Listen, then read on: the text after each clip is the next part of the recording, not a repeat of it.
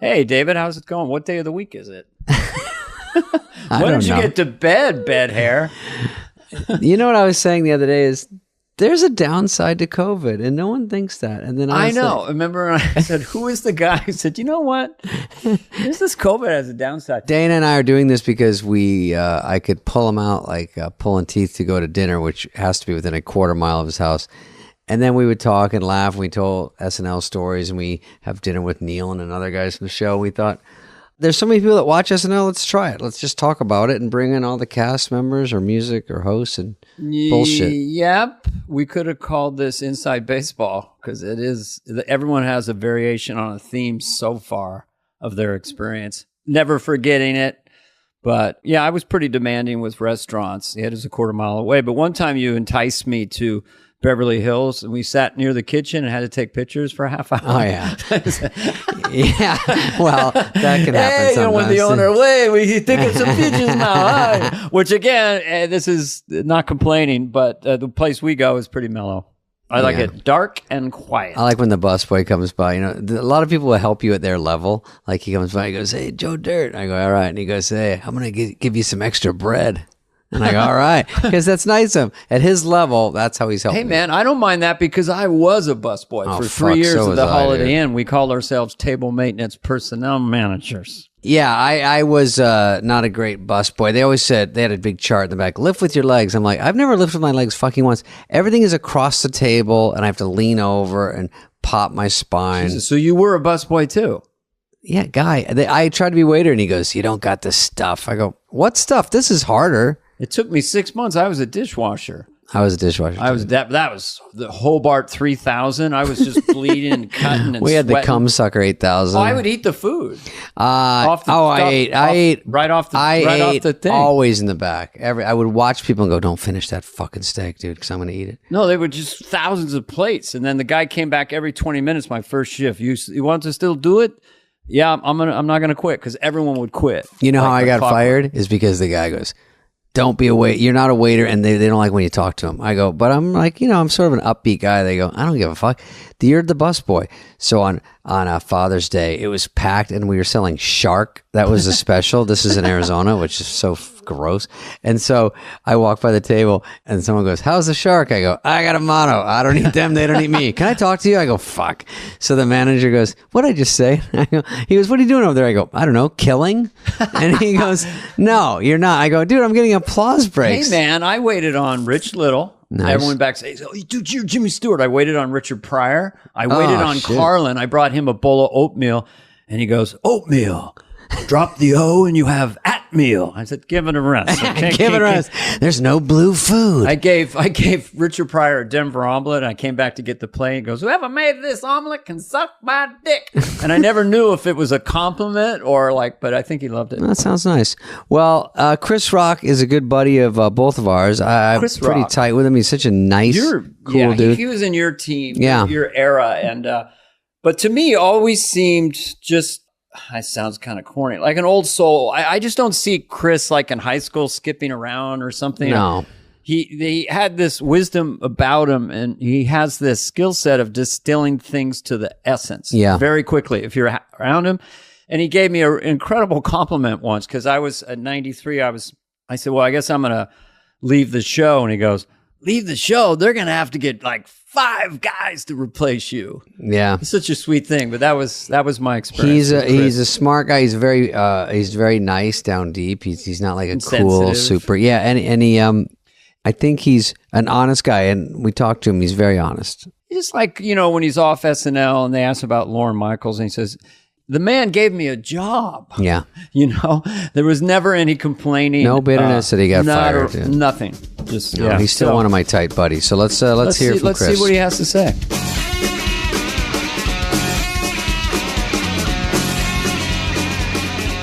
Hey, Rock, are you in that sweet pad I saw that was near where we ate? Yeah, I'm in that sweet pad. I told you, when I go on tour, you can borrow it. You can help me stay. I don't care. Rock said I could stay there. Hang on, Dana. I wet the bed, and so I said I shouldn't stay at his house because I'd feel embarrassed.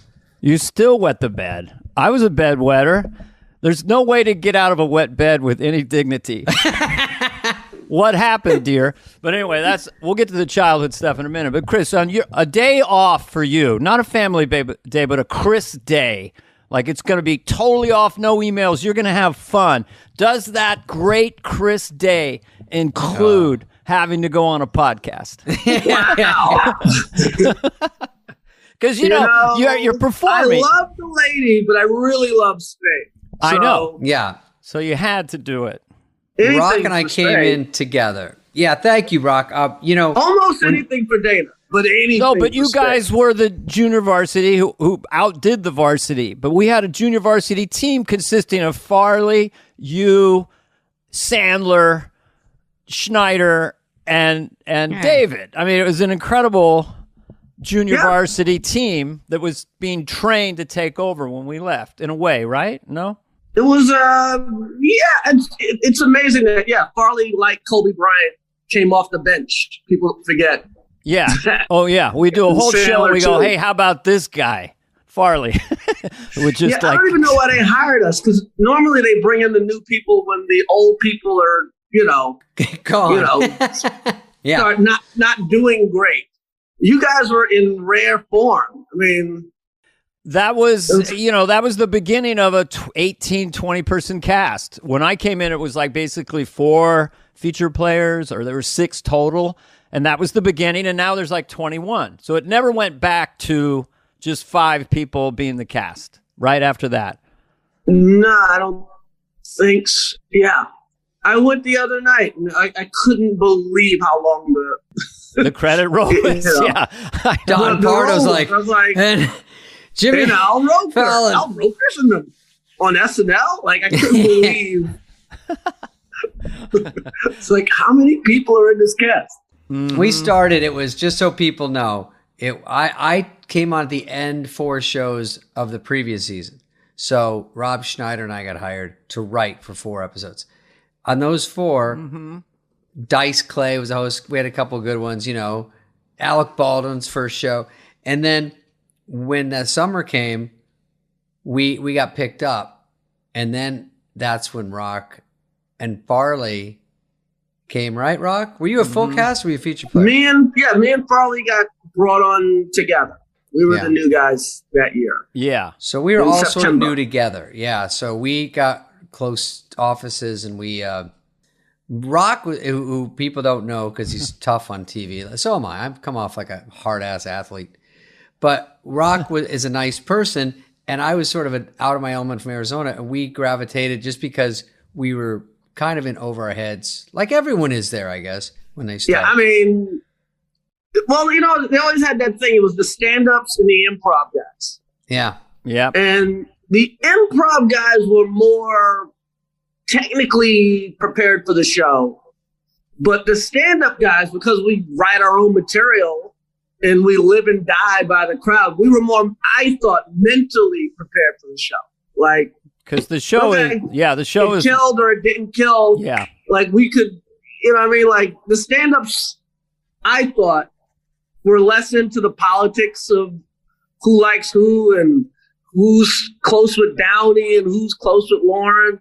That's like improv guys, because they're in a group think and stand up. Like Sandler, to come from writing on the show and this by force of nature make himself, the biggest cast member. Huge. Only a stand-up could do some crazy shit like that. Yeah. I think I caught on to Sandler. We always thought he's funny, but Chris, Dana, we all know great comedians that never pop or never make it. And I'm like, I watch a guy go, this guy's better than me, and I probably make more. You know what I mean? They're just, They don't get discovered. And when you see Sandler, I think it was somewhere around Crazy Spoonhead where I'm like, this fucking guy does not run out of ideas. He does not stop, and he just fucking crushes. It's every week it was a new one. I'm like, God damn, this guy's got it. He would crawl around on all 4s down the hallway. I'd be in my office and I'd hear a little knock, and he would come in so gently and so quietly. But he wanted me to introduce Opera Man because he'd done it once and they didn't So that from Update, somehow I introduced it and it was separate and he had a little stage. And that was the beginning. But when I first saw Sandler, his likability and charm, let's just talk about him for a sec. He'll hate if he hears it. Hey. Just sitting in a chair and leaning back. Hey, I mean, it was like, whoa, and the girls liked him. Let's face it. And then he's Adam Sandler. But he's the original Pete Davidson. He was...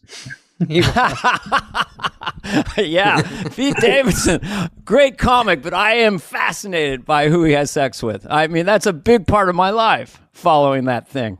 I was at the show. I guess I can say this without getting whatever. Let's go. And so, I'm at the Kim show. By the way, Kim was incredibly funny, right? Yeah. Great. And I'm just sitting backstage. I was like, who's it going to be? It's like, it's not me. It's not me. I'm like, she's probably met Blake Griffin already. I was like, maybe Pete. This might be it. Really? I mean, it's sort of pushed to the front because Colin Jost is married. It just sort of gravitates. Like, Colin's married. I was like, you'd be good though. No, I'm more of a Chloe guy. Oh. Well, the language starts like this, aren't they? They're just friends. Plus, I'm friends with Kanye. That would have been too weird. Oh, yeah, that would have been too weird. But they always say they're just friends. Then they say they enjoy each other's company. They're hanging out. You see the trajectory here. At first, they're both lovely people, by the way. So Pete Davidson is well. Very charismatic as a person. I really see why women would like Pete. He's funny. He's cool. He's got a great voice.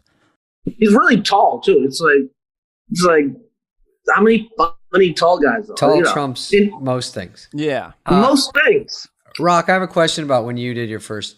Do you have like questions prepared? Did you guys actually? Yeah, we care about you. My goal was for you not to be bored. Like, so you got on SNL and then Bring the Pain really blew up, right? Oh my God! You know what I mean? So I have questions for you that I'm actually curious, like as if we were hanging out. Yeah, but if you want us to ask about anything, let us know. I'll answer anything you want. I'm curious about David. Rock felt if it was not fair, but I did one Weekend Update in my first 4 shows, and it scared the fuck out of me. We all weren't really actors. We hadn't done much.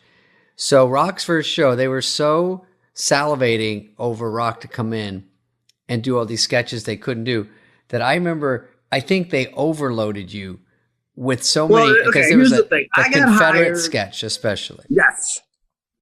Only reason I got SNL hadn't had a black cast member in like 9 years. Most people think I'm the black guy after Eddie. I'm actually the black guy after Damon Wayans. And Living Color was killing it at this point. And there was like a bunch of whatever, SNL So White articles or whatever. And then I got hired. So, yeah, there was like this immediate thing where like, you're going to do some Eddie Murphy stuff, right? I'm like, I don't do any impressions. They brush off all the old Murphy sketches. That's a lot of pressure. The Eddie Murphy type stuff. Any impressions. I don't do any voices. You know what I mean? Like, I do what I do. I mean, but so yeah, I guess there was pressure. You have to act, and you have to look at cue cards, and just being in one sketch, you're terrified all week, or I was, and you have to inch your way in. And you were like hosting that first time, because I remember you were in a lot of sketches. They're pulling you every which way. You have a million costume changes. And the scariest one was I was a soldier in the Confederate soldier. I don't know what the sketch was. You were the first black general or something. I don't know. Franken wrote it. Franken. And he was fucking roughing you up. No one should have to work with Franken the first year on the show. Never. That's what I was getting at, is he's so tough. No, what are you doing? What? It's like, okay, you've been on 2 years. Now you can work without Franken.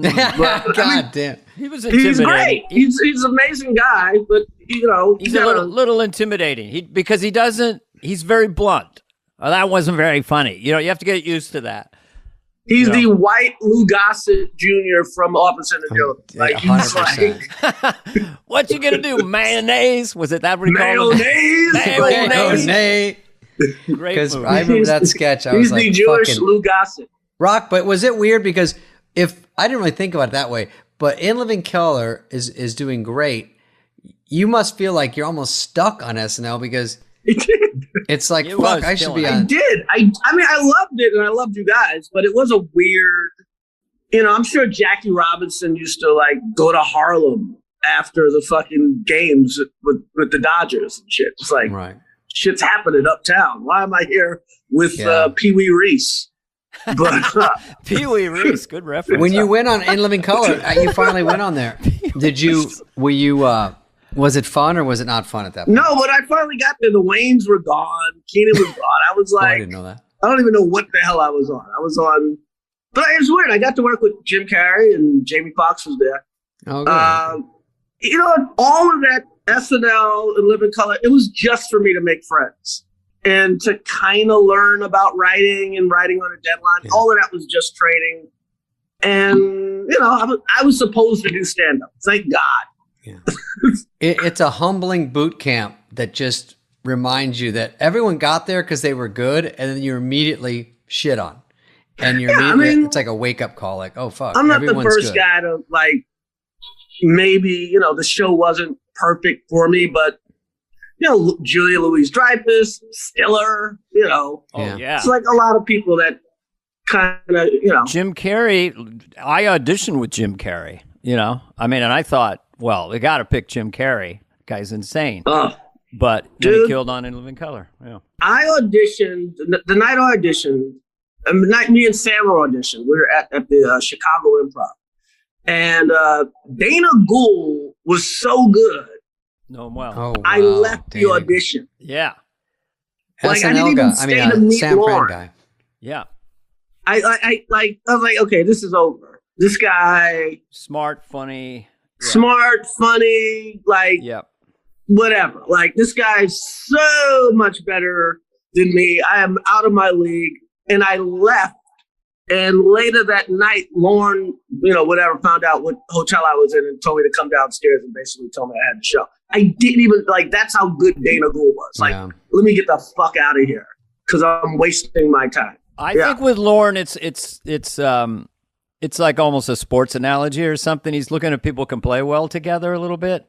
Well, I asked him that in reference to Dana Gould, and it is no knock on Dana's had a great career writing on The Simpsons. It's fucking great specials, the whole thing.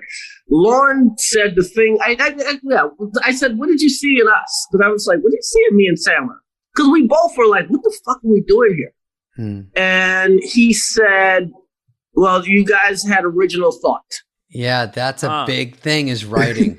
They always look at the writing, and I don't think that. We both had like a joke somewhere that he hadn't heard before. And I love that. That's why he hired us. What would be like at that time? Didn't Sandler's have the thing about who's guarding Wilt Chamberlain? The Wilt Chamberlain thing's one of the greatest. Yeah, for people of comedy. That should be an NFT. Explain that. It should be an NFT.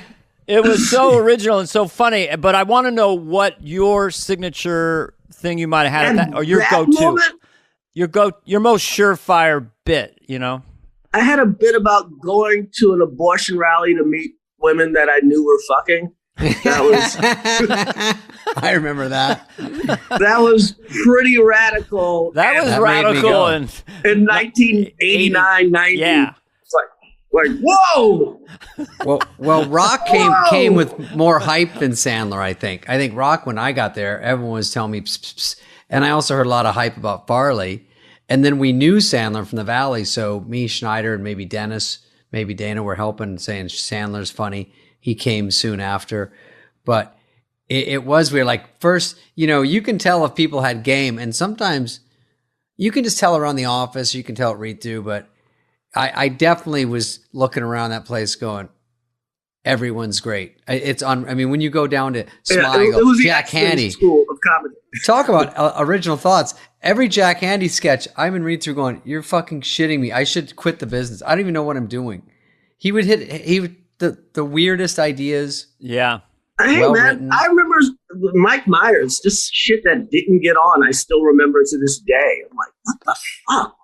I've mentioned to people, they ask me about, the greatest cast, whatever. And I mentioned specifically 90 to 93 because there were too many cylinders firing. And you'd have a Toonce as the cat, or Myers do Sprockets, you do Nat X, David do this, Sandler, you guys were coming up and getting a fan following. I think those 3 years was like, sometimes I'd sit back and go, man, that show kicked ass. Because they got the overlap. They got you guys and we're coming up and it's crossing, and then you guys all leave and then it's just us. But yeah, we had Phil, we had Jan, we had, it's just like, that was a wild time. Yeah. Yeah, it was insane. I learned more there than I had learned, any other time in my life. And good people, Rock, you're friends with Kanye. Is he crazy? He's an eccentric guy, I do say eccentric because Kanye, I think, is so smart, like in maybe that Elon Musk way or something, because he's so good at what he does. Yeah, I mean, it makes you not fit in. With Kanye, I always go, is he worth it? And I was like, so far. As a friend or just as a just as an artist, it's like artist, puts you through a lot, but you're like, okay, that record's pretty great. Hey, I love these sneakers. You know what I mean? Yeah. Is this true? And I love that if it is true, but I think he had a problem at SNL with a sketch or something, a music thing, obviously, and there was technical issues. He said, apparently, you don't understand, I'm Stanley Kubrick. So I thought, to me, Stanley Kubrick is like, Yeah, I mean, compared to the Bad Boys, he is Stanley Kubrick. But to reference, I'm Stanley Kubrick. Like, in the world of rap, yeah. That's an NTF. I'm Stanley Kubrick. Compared to Young MC, yes, he is fucking Stanley Kubrick. Well, my kids turned me on to hip hop and rap. Now I love it, but it took me a while. But now it's gone to porn rap, which is very interesting. Hey, porn's always interesting. It's gotta go. You gotta meet the two. They gotta meet at some point. It was inevitable. Yeah, it made total sense when it happened. Cardi B was on the Super Bowl commercial. Mike and I did. Couldn't have been sweeter and just gentle, and I wasn't that familiar with her music, but meeting her and then hearing WAP, it's like, okay, I got it. You know what's really funny about Cardi B? A friend of mine's turned me on to her years ago, just from her Instagram feed, and I tried to get her a deal at Comedy Central to do a show, like a comedy show, because she's funny. I thought I'd never heard one rap. She wasn't even rapping or whatever at the time. I was like, this girl's funnier than everybody. Yeah. You know what's interesting? You told me that about Nicki Minaj years and years ago. I didn't know who Nicki Minaj was, and you go, I said something about her, and you go, actually, she's really funny. She's got a great personality. And that was the first me going, oh, really? I like that you look at it with those eyes, because sometimes I can't help it when I meet women. And not that you were dating them, but when you just meet women, that sort of easy, funny thing that comes out of them is always really a great quality, because they don't try to be like Robin Williams. They're a funny personality. I love it. Well, you're a handsome guy, David, so you think you have a chance. I don't think I have a chance. You're the good-looking guy. Whenever we go out, they like Rock better. Okay. They always go, why aren't you Chris Rock? And I go, I can't be. Don't you get more handsome than ever, Chris? Don't you get that? Oh, thank you. It's not it's not like you're aging horribly. I'll just say that you're very We're great. all doing well. He looks cooler when he gets older. Yeah, if I lean back and have the mic here, I'm in good shape. The neck is not happy with this age, but this is pretty good. You lose volume in your face, and your face recedes into your skull. So you need glasses. This is something Jerry Seinfeld will do eventually. But shall I ask you kind of off the kilter question? Ask a question. Last night. Oh. Because I'm name dropping. Oh. Who did you have dinner with, you guys, last night? Seinfeld. Me, Jerry. Colin. Just, what the fuck? Paul McCartney. Good. Jesus Christ. Guy O'Siri, Jimmy Fallon, JR. Did they shut down the restaurant or what the fuck? And Aziz Ansari. Which Cheesecake Factory? So Paul McCartney goes, I'd like something, a little sudsy on the top. And Jerry goes, I don't want anything with suds. Sorry, go ahead. I didn't say that as a name drop. I was just feeding Dana. Dana, go down that. the line. I do Jerry Seinfeld as a serial killer because I don't think Jerry has two gears and Fallon does this one gear. But sometimes Jerry goes, when he did his president bit, someone wanting to be president, I think I'm just the right guy for that thing. I think I could do president too. He has that do-ba-do-do-do. So I do him as a serial killer. I'm just going to go in, cut your spleen, go down the liver and do the thing. Anyway, sorry. I could do Paul McCartney. Killed. Killed. Kills. Killed. So what do you the like? lady always kills. So when you're in that situation with those people, you just look at the table and kind of go, I belong, right? I mean, you're chilling. I mean, you're in that situation. We're in that situation right now. We're all pretty accomplished, us three. Yeah. Yeah. I mean, hey, nobody looks at Paul McCartney and goes, I should be here. How you doing, my equal? Nobody does that. But he's so, there's no way like Jerry. But, through lots of therapy, I can kind of relax doing But these things. McCartney seems like he likes to hang out with people. Funny people also get a pass. They like little court jesters around. I've been invited to shit out of mostly curiosity factor. They just go, Spade, go. Keep things moving. I'm like, beep, beep, boop, boop. You know what I mean? They like that you're going to say something funny. You're enough, David. You don't have to be a jester. You're enough. I just got the results back. I have to be, they told me. My therapist told me.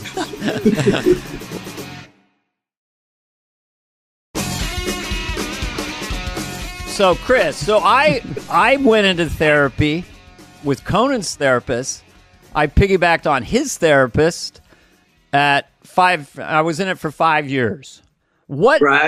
So you went through it intensely, right? So what's the headline? What's the takeaway for you?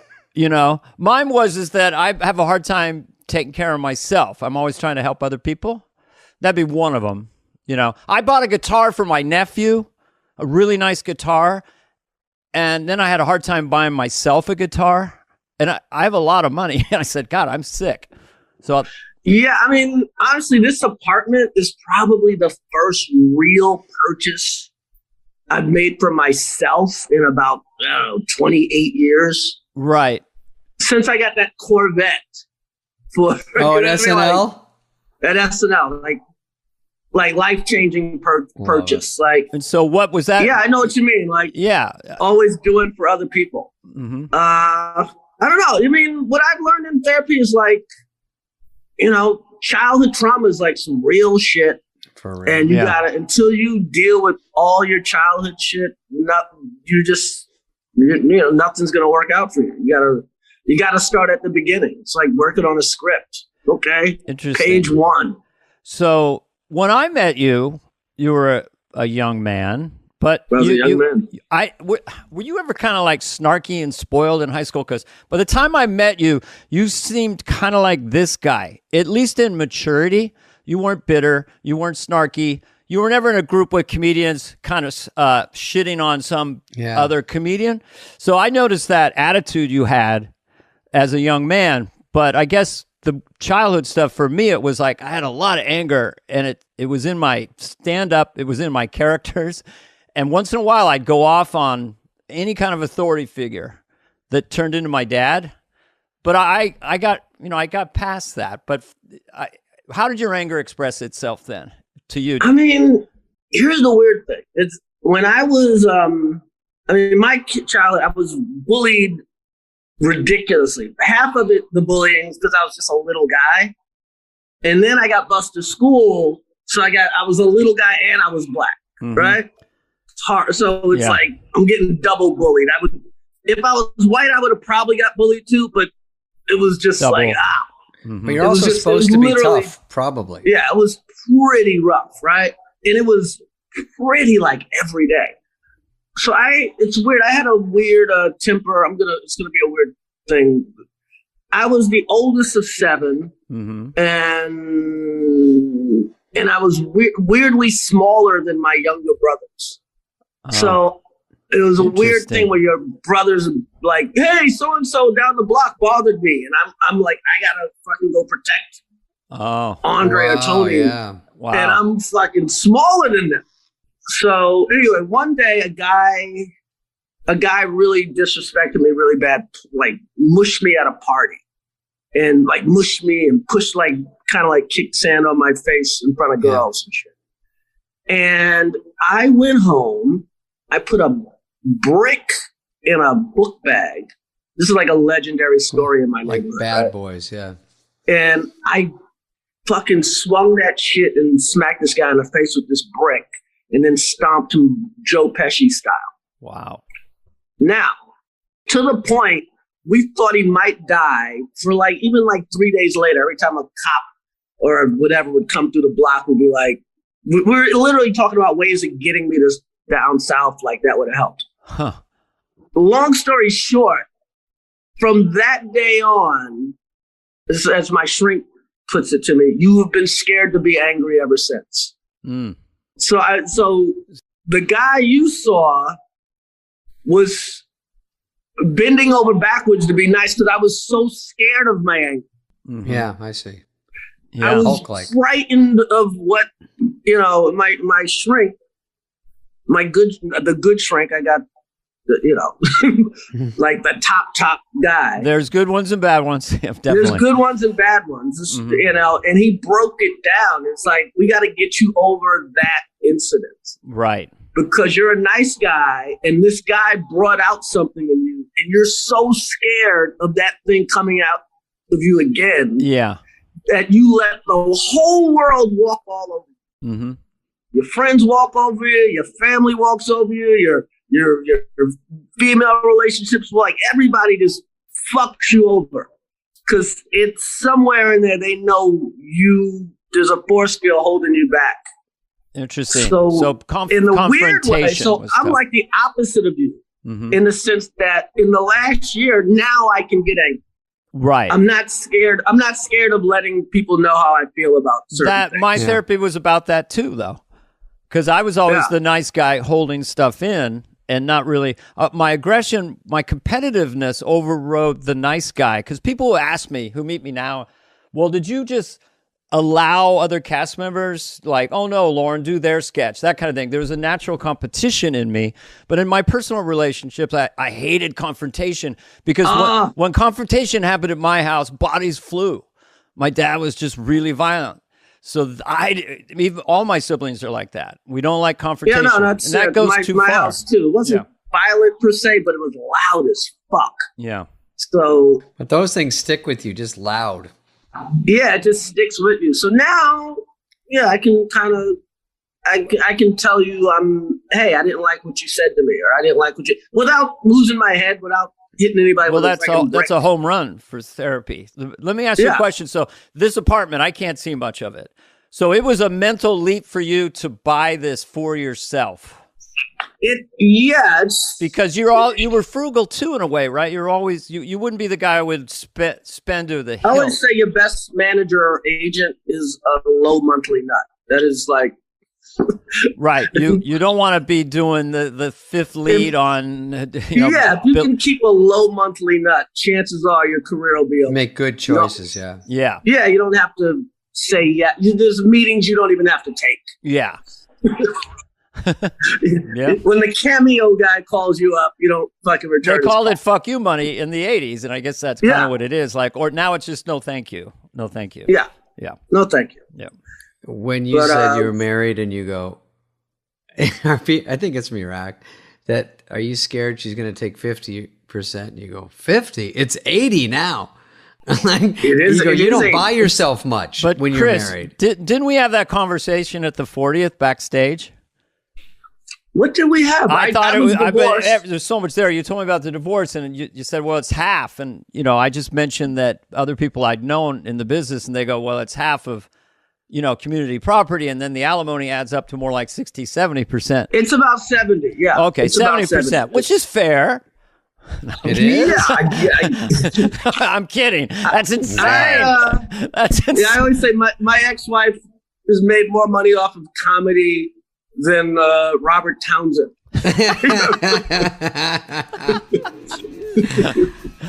You also said once, I'm the only comedian that has to drive a cab at night. I'm going to change that to Uber. Yeah, I know. I'm updating my act.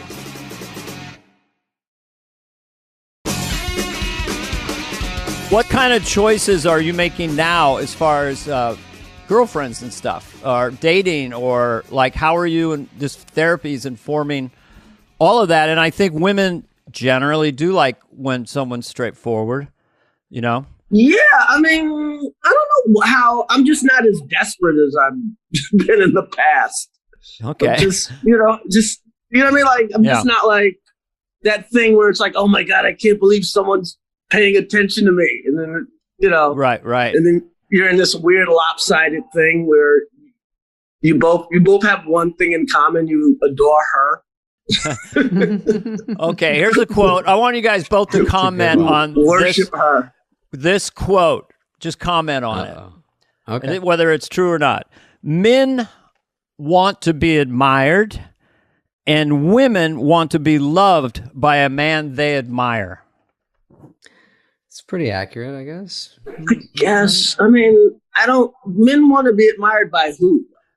The woman in their by life. Your peers. Well, that's like too. When I make, yeah. I mean, like when I make a special or whatever, the only thing people I care about is like you guys. Right. I'm so flattered. Comedians, not even comedians, just comedians. I think they're funny. Yeah, I know what you mean. Yeah, that's the rest I can. And we know we're in the tribe. We know what, like when we see you on stage. Well, I always love how you have the chord and the way you move, and you're all dressed up and you look great, and the crowd's going crazy, and you're just hammering it. I know what work went into that. I'm like, fuck, and then to throw it all away and just be connected to it. Like I was really curious about this particular line you had, these anthems. And one was, a man's only as faithful as his options, which it seems like it was just hanging around, but it became quotable with my friends. It's not whether it's absolutely true, but it's just a very funny, astute observation. It's pretty true.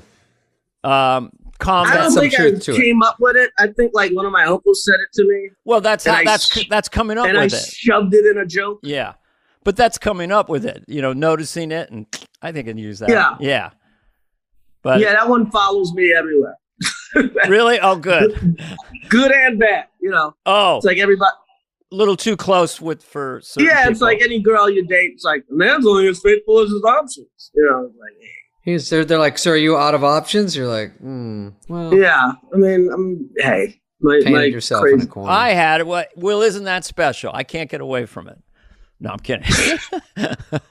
Rock, what are the 3 top things that people on the street know you for? They know me for. I mean, they know me for. It's weird. It's like, especially because of YouTube. Yeah. They don't even know whole specials. They just know jokes about this or that. You know what I mean? Yeah. Yeah. Like specials end up becoming mixed together on some level. Sure. They don't remember. They just go, that joke. You told this joke. Yeah. Yeah. There's a lot of. Madagascar too.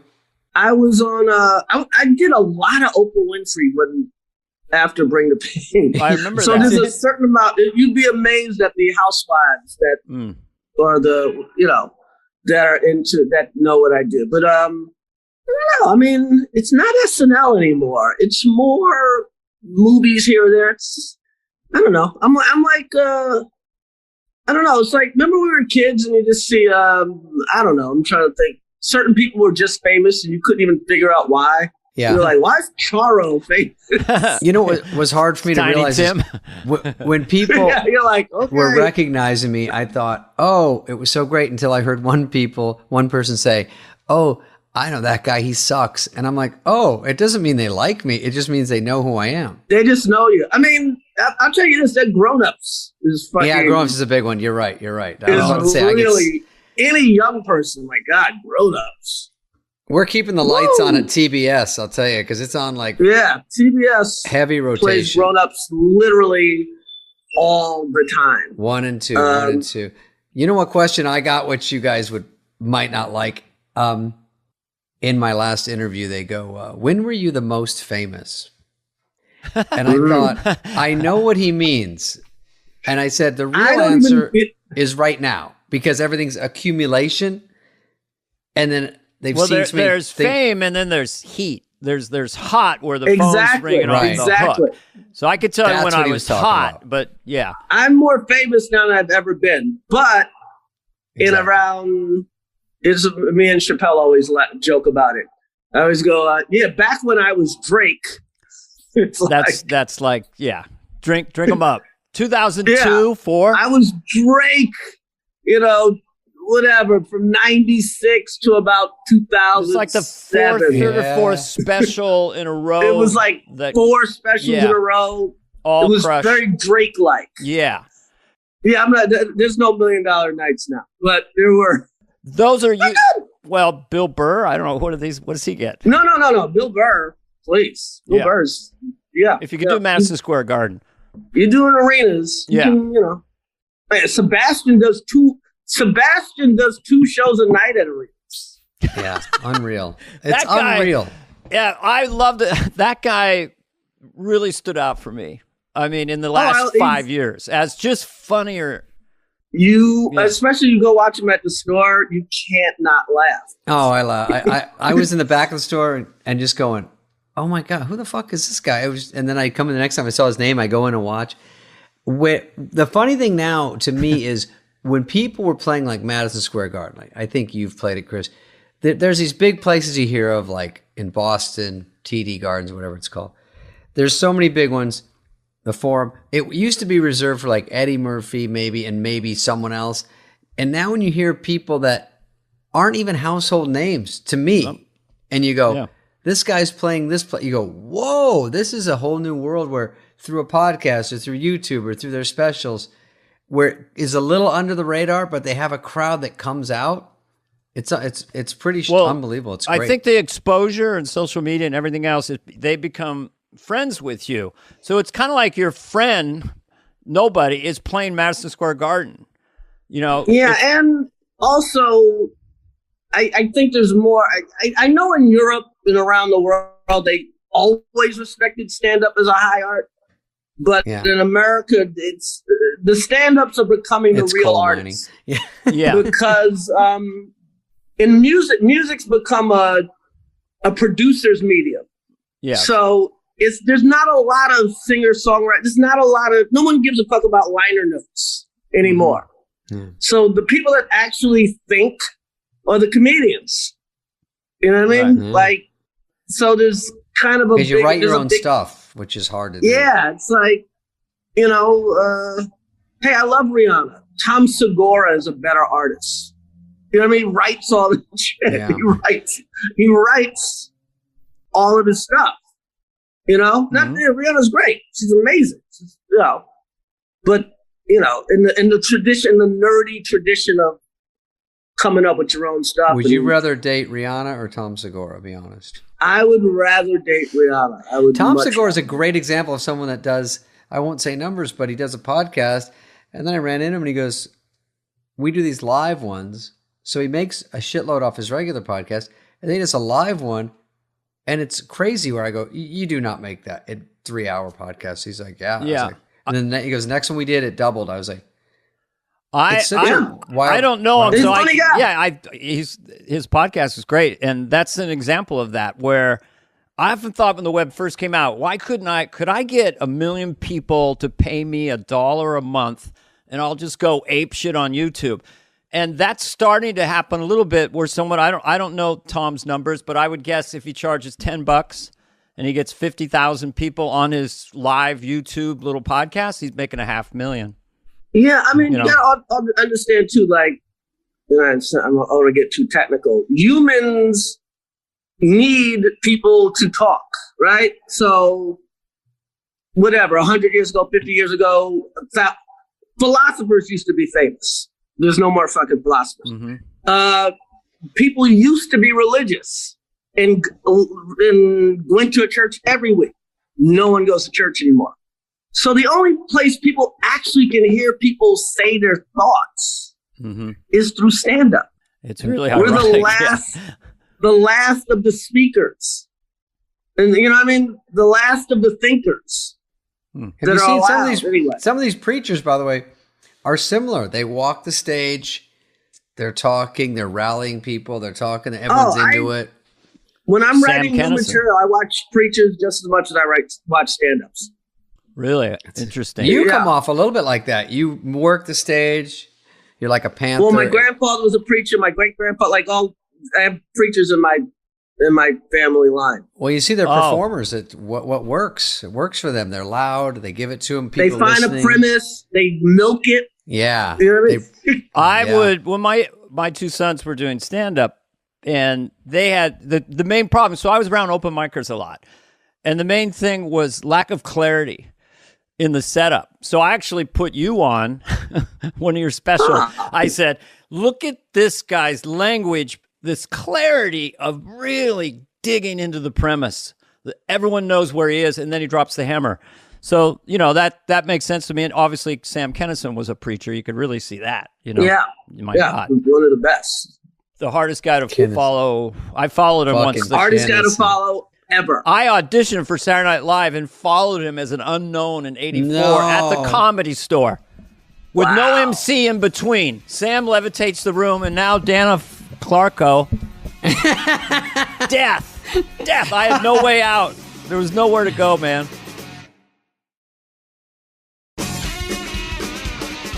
So, Chris, as far as just fun as stand-up, what size room and what's the situation? Like, for me, in a small room where I've got a notepad and I have some bits and I'm trying out new stuff, that is the most pure fun for me as far as stand-up. I mean, it's weird.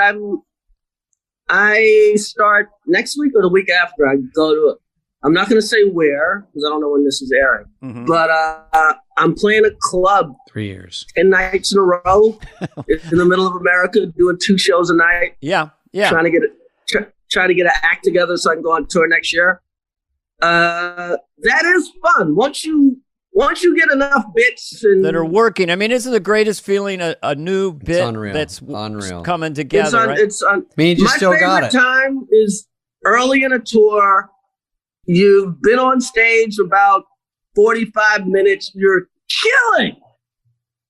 And and I just feel the audience is like, oh, you motherfuckers ain't heard shit yet. You're loaded up. You're happy. Oh, you guys think you just heard a great joke. Wait till you hear this. And your closer's coming up, yeah.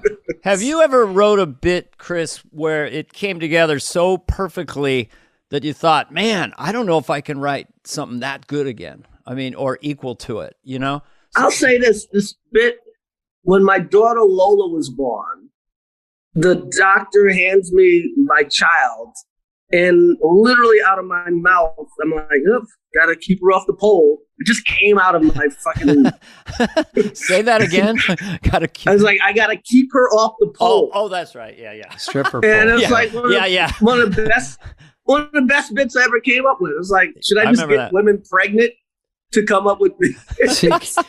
Yeah, it's fun. It's like a song. I'm sure you ask any song, people sometimes they're one-hit wonders, but there's one-hit wonders where I go, this is such a perfect song. Like everything about it is working. Everything. Yeah. And you go, and you don't want to be that as a comedian. So there's only a few things when you get older that still get me going. It's like there's a few tiny things in life, and one is coming up with new ideas, or saying something fast in real life. You're like, I fucking am, thank God my brain still works, because that's fun. And when you still like to do stand-up or still like to write jokes, I'm happy because I know some people that are burned out on showbiz or burned out on that, and they just don't like it anymore, but they go through the motions.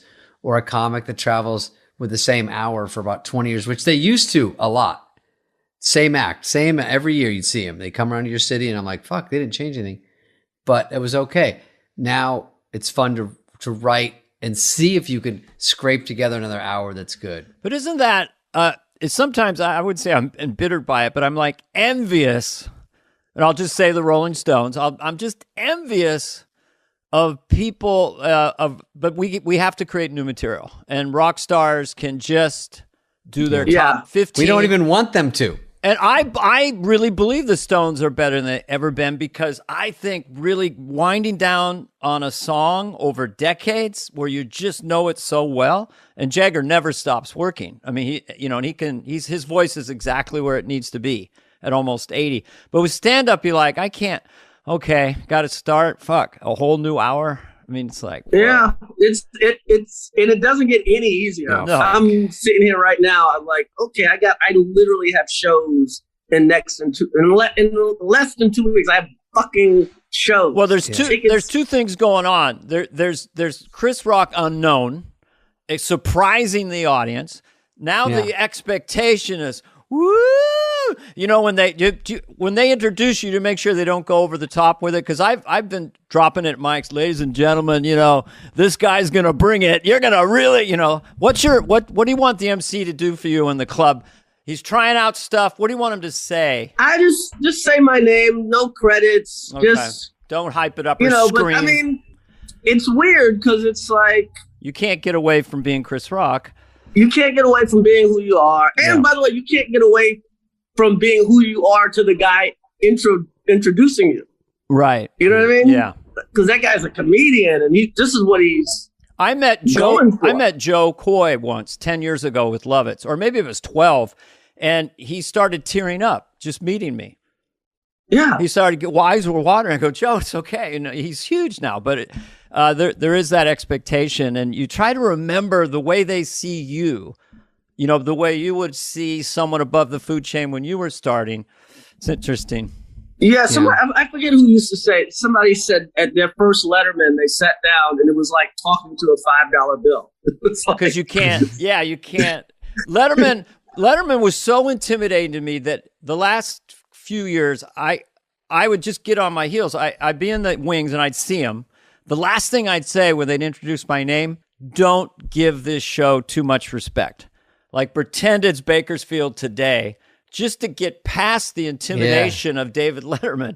There was something about New York, that theater in him. And I didn't know he liked me. I was intimidated by Biff. Biff was standing. Biff! You know what I mean? Yeah. And he was like looking out and he's like, 30 seconds. I'm like, fuck, Biff, I got to go out there? And he's so casual. And I'm like, all right, I got to get his level. Yeah, like, I remember being... Yeah. I couldn't believe Biff wasn't an actor.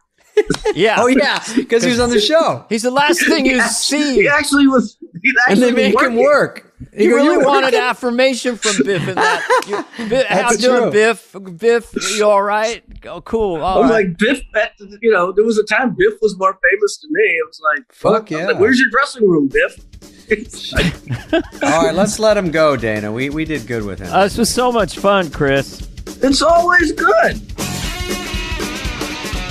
This has been a podcast presentation of Cadence 13. Please listen, then rate, review, and follow all episodes. Available now for free wherever you get your podcast. No joke, folks. Fly on the Wall has been a presentation of Cadence 13. Executive produced by Dana Carvey and David Spade. Chris Corcoran of Cadence 13 and Charlie Finan of Brillstein Entertainment. Production and engineering led by Greg Holtzman, Richard Cook, Serena Reagan, and Chris Basil of Cadence 13.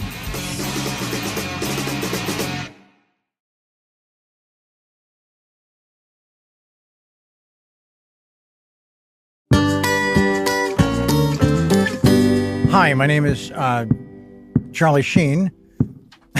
I love that you. I blew my. Very few people struggle with their own name. Well, no, Charlie, how are you? How are you, Charlie? I came up with the fill-in with in the middle of my name. Okay. Yeah, I'm using all of this. I don't care what you say. I hope so. Yeah. Hi, my name is Charlie Sheen, and I feel enchanted. About being Conan O'Brien's friend. I love that. I like that a lot. I haven't used that word since childhood. Yeah. Hello and welcome to Conan O'Brien Needs a Friend, the podcast that gives life meaning. Sona Movsesian joining me along with Matt Gorley. Hi. And Sona, I understand you've got a big gig coming up. Do you want to talk about it? Yeah, we were talking about a podcast recording we have coming up that I have to miss because I'm going to this episode. Oh, just kidding. Oh, I'm missing this episode. You're missing this guest. So you won't see me or hear me in Charlie Sheen's episode because they know it's Charlie Sheen. Right. I'm pulling a Conan. I'm like, do they know? I know. I'm sorry. I'm from the old school of show business where you, voila. This is the new world of magic where they tell you how the trick works and then do it. Didn't your late show start with it going, and tonight's guests are... I know. Nothing was ever a surprise. I know. Oh, my God. Don't reveal how ignorant I am of my own life. I don't even know who I am at this point. But anyway, I'm going to try and clean. My job is to clean up this brambled brush. Wow. Yeah. You are going to miss the interview today because you have to go on a big gig. Tell us what the gig is. I'm doing a speaking engagement at a convention for assistants. Why are you laughing so hard? I was your assistant for 12 years. You were terrible. How dare you? Why is there also a convention for assistants? Because it's an important thing to bring us all together. We are the most powerful people in the entertainment business. That, but this is going to make me sound really ignorant, probably to a bunch of assistants. She's speaking. She's the one who's Stop laughing. All the assistants. Stop laughing. I'm being an assistant. I kept you alive for 12 years. I kept you alive. I kept you This is the greatest thing I've ever heard. I got you to where you needed to be. I forgot what else I did. I'm pretty sure, Welcome, everybody, to the Convention of Non-Killing Murderers. And our speaker today is Genghis Khan. Genghis, talk about your life of not killing and not murdering. No violence. These are my people.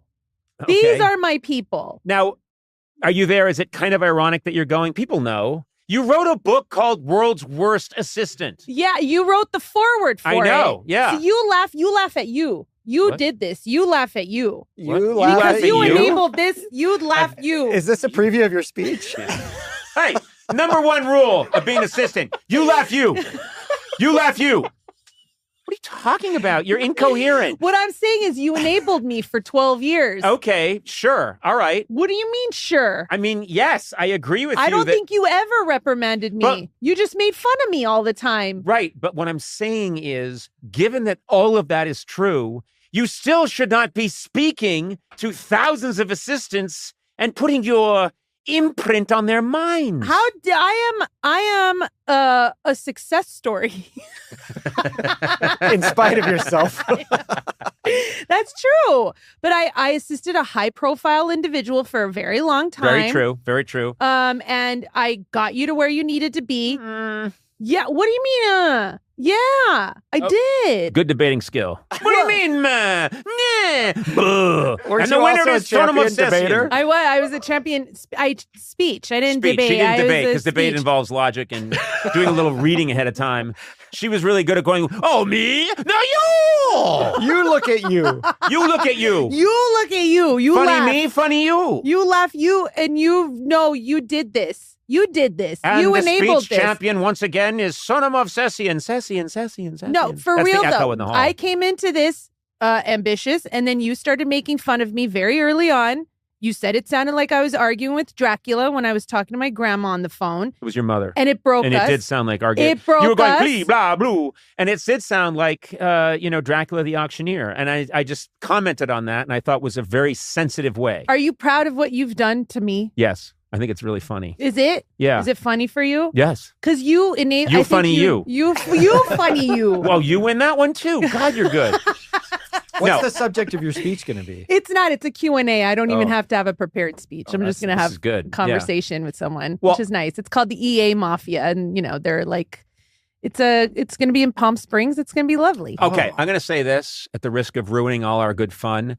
You were a remarkable assistant. I'll edit this out. Yeah, and no, listen, I will say this on some of the specifics, a disaster.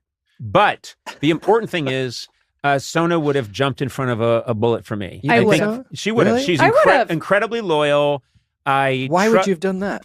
I don't know. To just protect, so she could get overtime. Keep the job? to protect my paycheck. I don't know. She'd be like, well, I'm shot now, so that's double overtime for the length of my recovery. Can I say something, though? Yeah. You compliment David Hopping way more than you've ever complimented me. Oh, my, You yeah. always tell me he's doing a good job. Yeah.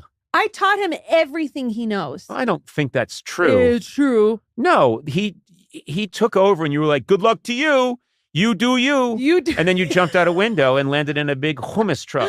Oh, that sounds good. I want some of that. That actually sounds Listen, really nice. no, I'm going to finish my nice thing. Okay, yes, please. Incredibly loyal, very street smart, savvy, really funny, and we had a blast. I had a blast working with you. I think 95% of the time we were doing bits. Mm-hmm. But yeah, helped keep me sane. Or kept me insane. I don't know which, but Sona, I love you and I owe you everything. Seriously. Love you too. I'm serious too. I really miss working with you on a daily basis. But back to how terrible you were at the specifics. Okay, you know what? No, we were so close to a nice moment. Come on. My favorite quote is we did a remote that you can look up on YouTube, I'm sure, or our website, whatever. I don't know how things work. What? YouTube. What's that? YouTube. It should be on YouTube. YouTube's still a thing? Okay. On the tube, you can look it up. But when you and I worked with someone... the HR rep. The HR rep. Blair, I think, right? Yeah. Oh, that's right. Her name was Blair. And you said, and you weren't making a joke, you say, I just think I have a mental block against assisting him. And I said, you are my assistant. Yes. And it was such a great moment because I think that's true, but it also in a great way worked. It did work. Yeah. It worked. And we're pals for life. We are pals for life. And I'm a barnacle. Also, I'm proud of you. I'm really glad that you're doing this. And I think those people are lucky to have you. Oh my God. Thanks, and I'd like a piece of, what, are you getting paid? Yeah. Can I get a little something? No, something? you can't get it. No, that's mine. Don't do that. Just want to wet my beak. I want to wet my beak. No, don't do that. Oh my God. No, I'm not doing. Stop doing that. Ew. I love wet my beak. Godfather gross. 2. I don't like the wet my beak sound effects. Those are awful. Awful. My guest today, we got to get into it. Yeah. I mean, there's no time to screw around. Maybe he wants to wet his beak. Well, that's all we've been doing is screwing around, just so we're clear. I know. That is actually the job definition. That is what we do. Quit screwing around. We got to get back to screwing around. My guest today is an actor whose new memoir, The Book of Sheen, is out now. He also has a 2-part Netflix documentary titled AKA Charlie Sheen. Very excited he's here today. Charlie Sheen, welcome. I want to make it clear to all my listeners, I met you years and years ago. You came on, I didn't realize you came on my show 8 times. That's amazing. You came on the show a lot. And the first time I met you, my immediate reaction was, and this is long before 2.5 Men. Okay. My reaction was, damn, this guy's really funny. Oh, right on. And I remember clicking with you right away just about how funny you are, which enraged me because you were born with that head and I was born with this head. That infuriated me that you were so quick and verbally dexterous. And thank you. I think a part of your comedic style that people know so well, came to know so well in 2.5 Men was your delivery is so dry. You have the features and, of course, the career of a leading man actor. Thank you. But you were so funny in ways that could surprise because it's not what I expected coming out of you. And I think that served you really well over the years. Wow. And now speak to that. Yeah. How do you? What can I? Where do you go from there? What can I say that you didn't? Well, you could say no, you're wrong, Conan. It is you, right. There's that. Who is the true master. Well, of course, you haven't done that. It was you though. When I discovered that we had instantly we had a comedic rapport. Yes, and we understood each other's rhythms and timing and sensibilities. Yes, and that's rare. No, it was so much fun. I remembered, there was always, as you know, you generate all kinds of stories, and at the time there was some story about how you liked feet, ladies' feet. Oh, right. And so our producer, we did it with Andy. Yeah, and our producer Frank Smiley said. And, we thought, well, we'll pitch you this thing. And I thought, well, Charlie Sheen might just get mad and punch us. It was all about us showing you different feet and you rating them. Right. And you were like, of course. Yes, let's do that. And then you did it and you were really funny. And thank you. To me, it's, he's really fun to play with, this Charlie Sheen fellow. And there's so many ways that first of all, a lot of similarities. You and I were, when you talk about who really partied hard in the 80s and 90s, it's always Charlie Sheen, Conan O'Brien. Well, yeah. I mean, and not always in that order. Not always in that order. No. You sure he didn't party and you didn't just clean up? Yeah, no. And Charlie will bear this out, but there was not a moment in his hard living times when I wasn't right across the room. It was me, Nick Cage, and you. And I was... And Sean Penn, And Sean Penn. Yeah. And I remembered you guys sometimes saying, Conan, slow down. Yeah, but that didn't matter if you never listened to us. But if you're going to set Because, man, I knew. Oh, thank you. That's fine. Nice. Yeah. That's why when I watch the documentary, read the book, I'm like, hey, where am I, man? I was there, often leading the way. Well, as litigious as you've been in the past, we were like, let's just disappear him, and we did. And I thought you'd see that as a compliment. You know, my wife, very appreciative. My kids, so glad not to be mentioned. It's so funny because you've always made me really laugh, and you've had this unusual career where, you know, these films, these iconic films that you were in, and then where you're playing, it's a heavy roles and leading man stuff, and you know, Oscar winning Platoon, and you're in Wall Street, and then you have this, we were talking about it, Major League and the Hot Shots, where you got to show this other muscle that most guys in your position wouldn't have had that kind of flexibility. Sure. And you probably knew all along, well, I could do that if I had to. Or did you not know? Well, I knew that the Hot Shots movies, I going into it, I was going to be borrowing from the late great Leslie Nielsen. Yes.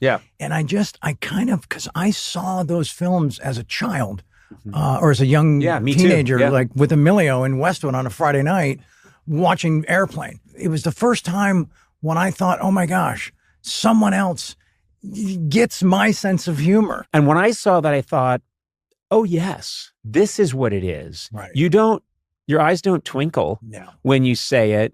You have to have the 10,000-yard stare that you have when everything you brought to, you know, any of your serious movies, you now bring to this.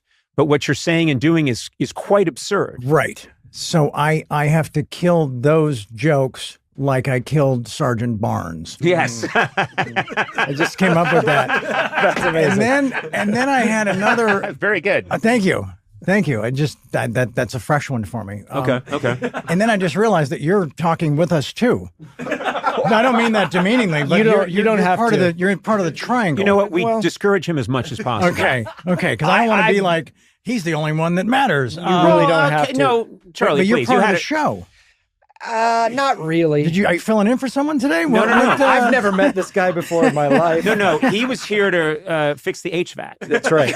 And he said, this chair is comfortable. I said, well, have a seat. And I said, this is true. I did see Platoon when I was in 6th grade, six times in the theater. In 6th grade? 8th grade. Middle school. Okay. And I was obsessed with that movie. Wow. You saw it how many times? 6 times in the theater. 6 times. I know. So you have, that's a lot of money in Charlie's pocket. Yeah. That came directly and from I'm you. here to get it back. You were dissatisfied, but you couldn't stop seeing it. That was a lot of money in Oliver's pocket. Yeah. Oh, okay. I didn't have any ownership back then, you know? Of course. Right. But one of the things that, between your book and the documentary, both of which I've found fascinating. Thank you. One of the things that I connected to on a personal level was because we're the same vintage. I grew up came of age in the 70s as a kid. Sure. And in the documentary, you're showing a lot of footage from your Super 8 films that you're making. And I recognize the jeans. I recognize the shirts, the jackets. I also recognize this idea that there were no helicopter parents back then. You just did whatever you did all day long with your friends. Sure. My parents never knew what I was up to or what I was doing. Right. In my case, not much. In your case, a lot. But I was looking at those, looking at your Super 8 films, and I was thinking, yeah, I remember this part of my life. That resonates with me so powerfully. Wow. Killing time with your friends. Only in your case, your friends are Sean Penn and his brother Chris, your brother Emilio, your it's a who's who of very famous actors that you're clowning around with. Only you're doing the same shit that I was doing in Brookline, Massachusetts with my brothers. Only we didn't go on to become iconic movie legends. You guys did. Well, yeah, and there's two people that are missing from the doc only because they joined the party late, and the choice in the doc to focus on that specific, capture of time, and that was Rob and Chad Lowe. Yeah. So they were also like right down the street. It was like, what was in the water? Yeah. What was in that Point Doom water? And was Rob moisturizing back then as a child? He must have been. He must have been. Yeah. That guy kills me. What is the deal? Be my face rotting like a pumpkin in the hot late October sun. And I've had talks with him, and I remember I was talking to him once, and he reached into his pocket, and it came out, and there was like a little packet in there, and he was like, squeak, squeak, Is that squeak. true? Did that happen? I think it happened. It happened, but he, some internal clock went off that must moisturize. But yes, I don't know if he'll outlive me, but his face will outlive me by 120 years. All of us. Yeah. All of us. Yeah. But one of the things that was fascinating about watching the doc was you're making these very innocent films with your friends. Then you go off because your dad, Martin Sheen, is going to shoot Apocalypse Now. You and your family join him. And when you come home from Apocalypse Now, spending a long time in the Philippines, your films change in tone. And you actually have some of the props from Apocalypse Now, like a severed hand. You brought stuff back, and suddenly all of the films go from, oops, we fell down. Right. Whoops, I went boom. Yay, hippie, woo. And then you come back from shooting that, and it's people shooting themselves, shooting each other, hands flying, body parts. Yeah. Your oeuvre completely changed. It did. I guess the violence, the pure spectacle, the sheer amount of blood and body parts on Apocalypse, like on a Tuesday, just seeing that but also starting to like get in touch with, not with the emotional aspects of FX makeup and gore and all that, but with the technical filmic versions of it, and then wanting so badly to emulate that and bring that home. And then basically it went from the stuff you talked about to our prop department just being guns and blanks and blood. Yeah. That was it. It's really funny to see that change. Some of that's age, but also you were just on the set of Apocalypse Now for a long time. Right. There's skulls everywhere.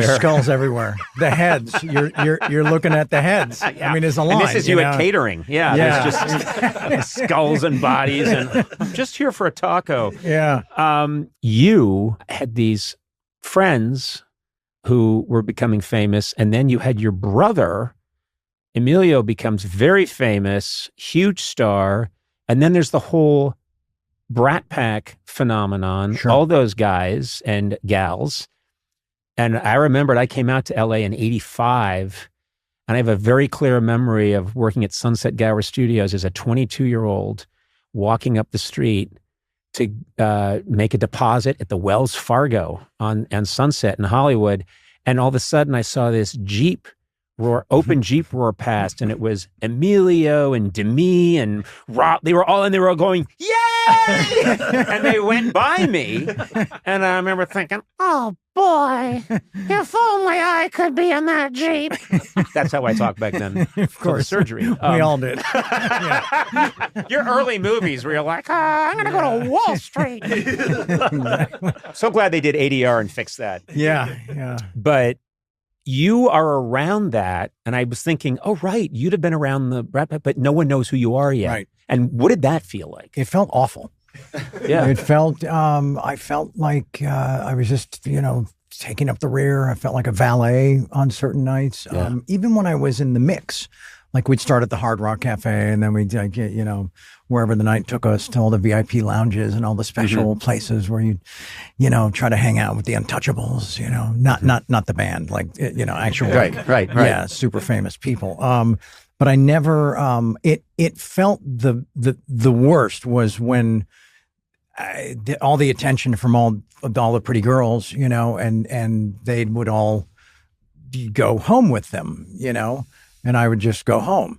And it was, but it was I think there's a line in the book that my inner bear had been poked and it lit a fire. You could see from the fucking moon, you know. You knew on some level, because had you been a different person, you might have said, well, gee, I'd like to be in their situation, but that's not really my thing.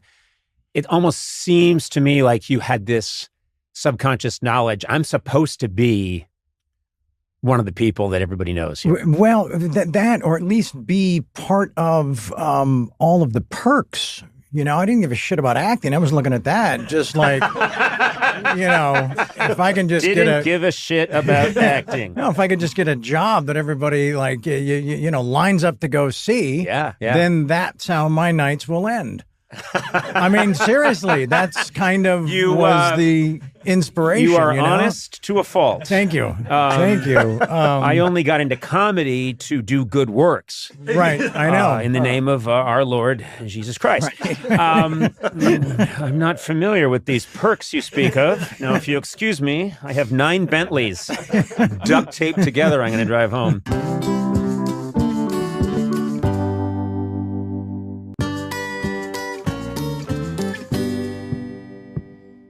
There's so much. I really recommend the documentary because there's so much in it. Yes, there's all these harrowing tales that you have. There are moments where as your star rises and you're self-medicating and you're getting into all kinds of stuff where I'm like, okay, that's not me. Like there's a scene where you're actually being very valiant. You're trying to help a woman out who's in a bad situation. She's in a house with kind of a violent guy. Oh, right. Yeah. And you say, well, I knew she was in there with this tough guy. So I went out to my trunk of my car and popped it open and I took out and you know the exact make and model of the gun? Yeah, it was an HK P7M13. Okay. Yeah. Not the way I go.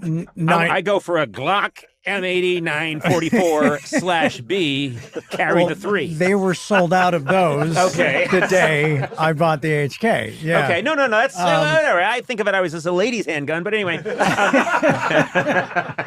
It shoots bubbles. What do you want? No, you. Yeah, why was I so specific about that in the doc? In the doc, it stood out to me like you rattle off the name of the gun and you like chamber around and put it in your waistband. And I'm like, okay, you're an actor. What are you doing? Well, you know, rolling through a dangerous neighborhood, right? So I figured I should pack a little heat. But it's in the trunk of your car. Right. But it's still. Could you pardon me for a minute, sir? I'll take care of you if you don't mind. I'll step out of the car. Get it in the trunk if you don't mind. Yeah. Wait, all my wallet's in the trunk. Hey, buddy. No, but it still came in handy. It did. Yeah. That was a tough guy moment, though. That doesn't really speak to like who I claim to be or want to be. Right. But it did feel dangerous enough. That I needed to be armed. Yes. In that moment, in that creepy place to help her out. Yeah, you know? I'm really glad I didn't have to shoot anybody. Yeah. Right? Yeah. Because that's when it gets you need confirmation on that? I mean, it gets... no, I say it would be good if you shot up the place. Okay. But that's when it gets messy. Yes. You know? Yeah. I do know. And not like our Super 8 movies. Right, you know? right. Yeah. This is the real thing. Is this disallowed? Are we like not... I don't see any issue with it. I have no issue with it at all. It's just nicotine. Yeah. No issue at all. I mean, I'm fine with it. Vape away. Yeah. Okay. Well, no, I was going to say he was doing something else since it's audio. Yeah. He said, "Is this okay?" And he started removing his clothes. Can you imagine? He just pulled out a Heckler & Koch 79B. Is this okay if I fire upon Conan? Amazing. Yeah, it's fine. Yeah, I don't have no problem with it. But back to that night. Yeah, with Sandy. I'm not doing this in any particular order. It's just as things come to me. That's all right. And one of the things that comes to me is, makes me sad, but you are very evocative of another very handsome, very talented, extremely verbally funny person that I got to know a little bit, not super well, but Matthew Perry. Oh, wow. And he came on my show just as Friends was hitting, and he got there early, and I remembered us just chatting in 30 Rock in the hallway and laughing, taking a little walk probably. and laughing and and I just thought, damn, this guy's so, as you are, verbally dexterous, funny. And then I find out that you guys actually became friendly before he passed away. We did, and that which makes complete sense to me. Sure. I wish that I had stayed in better touch with him, or just stayed more available. Or his orbit was a hard one to penetrate, or his ecosystem or whatever, which isn't unsurprising because when people need to be insulated to hide or protect the things that they're doing, the less people getting past the velvet rope, the better, that makes sense. But I read his book, and I read it in a day, and I started it, and I was like, okay, I don't want to do anything else until I finish this. And then I wanted to reach out to him. And then, kids and stuff and life. And I was like, I'll call him tomorrow. I'll call him next week. But I wanted to just congratulate him and have a laugh about how I was included in his book. Yeah. That there's one line where he says, fuck Charlie Sheen. I'm going to be just as famous one day. He was using me like I used Emilio and Rob and Dad and the rest of them, And I never got to reach out and first of all, thank him for that and congratulate him on the book. And then he, I think, died a month after I read it. Yeah. Yeah. There was a moment in my childhood. There was a coffee house in Malibu, and it sits like it was there for years, and they finally tore it down, like to get rid of everything cool, right? And I think I was 11 or 12. I had decided that Jaws was the greatest film ever made, right? And I saw it in the movie theater 100 times. Like in a movie theater, because it played in theaters for a year or longer. So anyway, in the middle of that, probably 40 showings into that, right? Dad drops me off at that diner, and I go and sit down. He says, "I'll park the car and I'll join you in a minute," right? I'm waiting for him, and a person sits down next to me, and I turn and look at him, and it's Roy Scheider. Oh wow! It's Chief Brody. Yeah, and I'm frozen. I don't know what to do. I literally don't, there's no languages available. I'm 12, Yeah. And then he was there just briefly. Dad took a while with the car. They knew each other from New York. That introduction could have been like, oh, hey, by the way, it's my son, right? He leaves, Dad shows up, and I say, Chief Brody was just here, right? And he says, it's too bad I know him. I could have introduced you. So then I never got to tell him that, right? And I was always like, Jesus, if I ever saw, if I ever see him out in the world, then, I'll say, wow, as a child in this thing. But during 2.5, Holland Taylor, who played my mom, she knew him. And so she got that message to him. Oh, that's good. Yeah, before he passed, But it was another one of those things.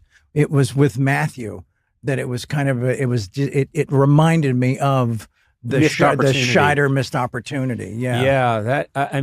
Matthew wrote very honestly about his experiences, and there must have rang a lot of bells with you about those demons and what it's like. Oh yeah, to have that kind of to be wrestling with that level of addiction. Yes, and his story, I think, took us more through a lot of the, just a lot of the stuff that he dealt with, specifically with rehabs and with detoxes and with that whole world that tends to cycle people. You know what I'm saying? That sort of the business model is to rely on relapse. Yeah. And I'm going to get yelled at for saying that, but it's really true, And then they can probably happen insidiously, where it starts out one way, but then things can become a business. Yeah, exactly. And then you want to return customers sometimes. And I'm asking, I'm not telling, because I don't know. Yes, that is accurate. Okay. Well, the lawsuit's on you then. That's fine. It's fine. Add it to the stack. There's actually 7 stacks behind you of lawsuits. But I could relate to a lot of that, and just being at the mercy of people all the time, and just giving up your power and giving up your agency and giving up just the light that makes you special, you know, and that just being dimmed, you know. Plus, I never did the frickin' drug that he, you know. Was it ketamine? Ketamine, yeah. It was ketamine. Yeah. The other thing that I'm grateful that, you know, I was never involved. My heaviest drug use never included fentanyl. Yeah. So that was never there's a good chance you wouldn't be here if it had. Exactly. Yeah. Exactly. Yeah. My ex-wife Brooke was engaged to a guy who had a nice business, you know, was a former athlete, young dude, good looking, but couldn't stop getting loaded and wound up in rehab again and scored some cocaine in rehab and went into the bathroom and did a couple big lines and died on his way to the floor. So it's like, and that was fentanyl.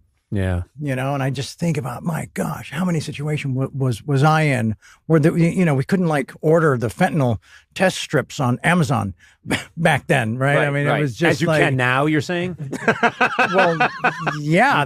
You can, right? Yeah, so, right? Oh, I thought you meant order fentanyl on Amazon. Oh, no, the test strips. Oh, damn it. For a second, I was like, well, hold on. My phone's right here. We're wrapping early. Yeah, I misheard you. That's all right. But it's not like today when you can just get fentanyl on Amazon. Wow. There's another lawsuit, but not me, again, you. There was a great quote where you said that you and Matthew Perry, you had a friend of yours that described you guys as veterans of the unspeakable. Yeah.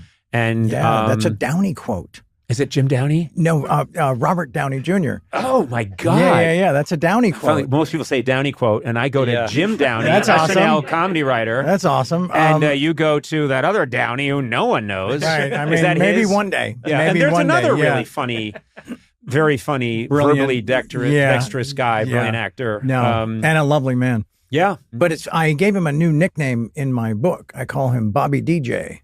Oh, that's like pretty that. good, right? I like Bobby Kinda DJ. Rolls right off the tongue, right? Yeah, Bobby DJ. Okay, well, I don't have one of those. I have I'm not going to say guilty pleasure because usually when you say, "Oh, I watch these comedies on reruns," but I'm friendly with one of your directors on 2.5 Men, Jamie Widows. Oh, okay. Who's a lovely guy. One of the great people ever. Yes. Yeah. He's a lovely guy. He's hilariously funny. A lot of you will know him like, wait a minute, how do I know that?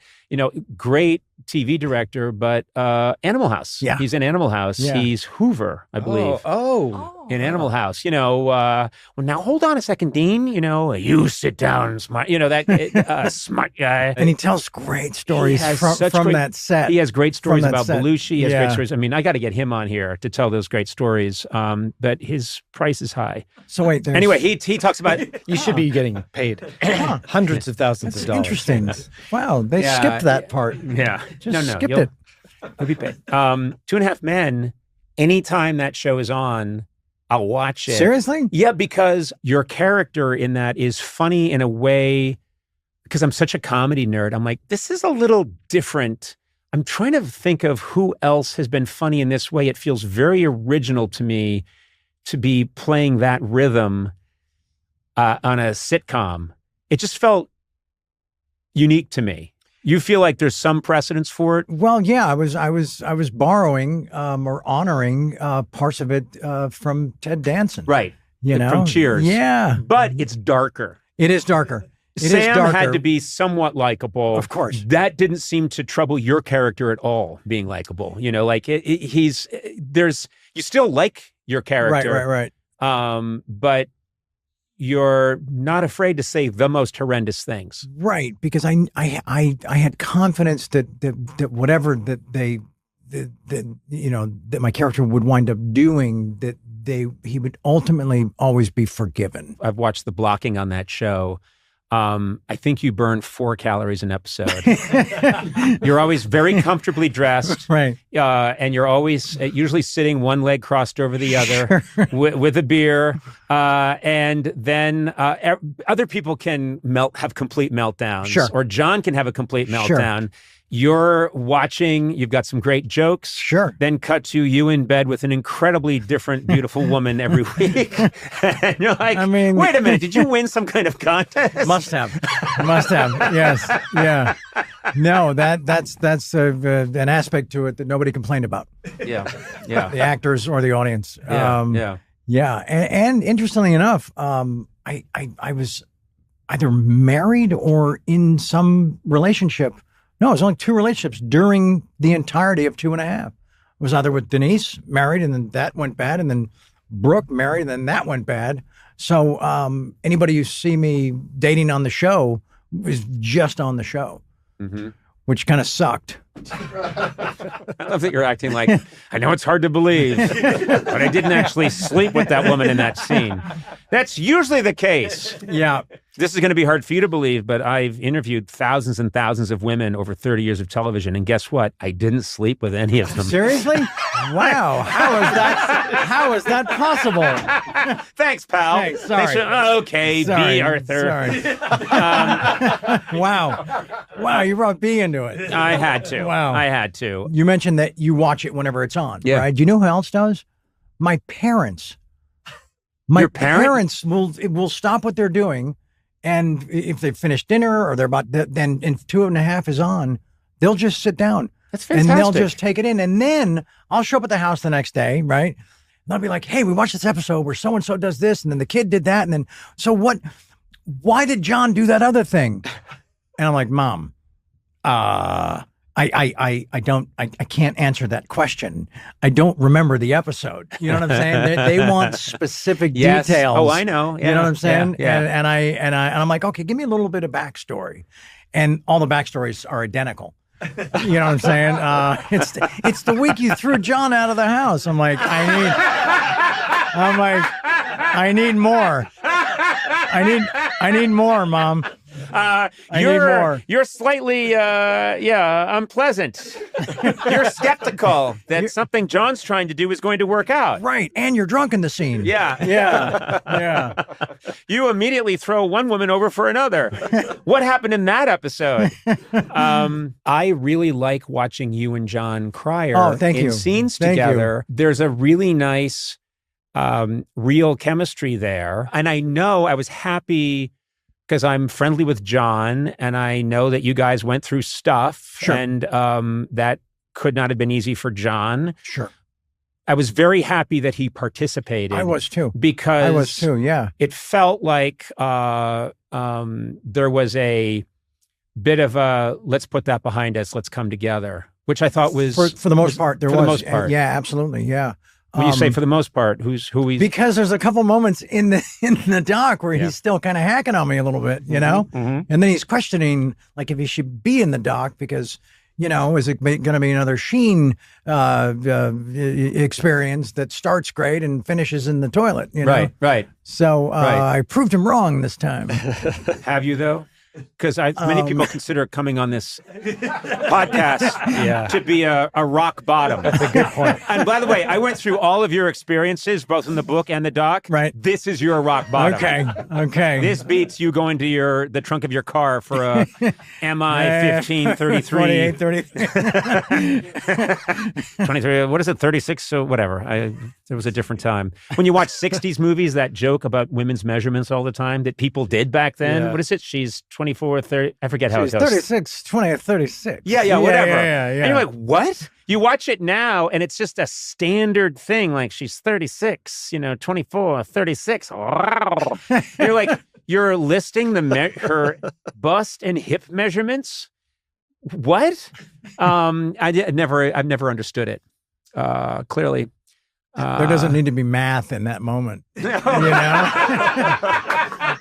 You're taking what should be a beautiful moment and reducing it to geometry, to ratios. The ratio of hip to breast is quite pleasing. It's the golden mean the Greeks discussed. Pythagorean theorem. Your Emilio is not in, and your dad's not in. Is that? Do you?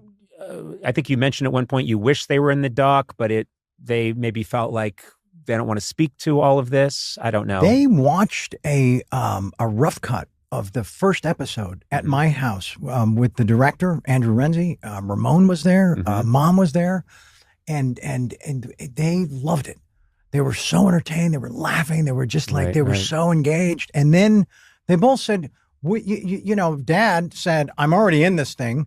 I'm already represented in this thing. And I like the way I look in that better than today. He said, you don't want such an actor thing. He said, you don't want the old version of me, you know? And I'm like, well, kind of. I mean, that's the authentic moment right now.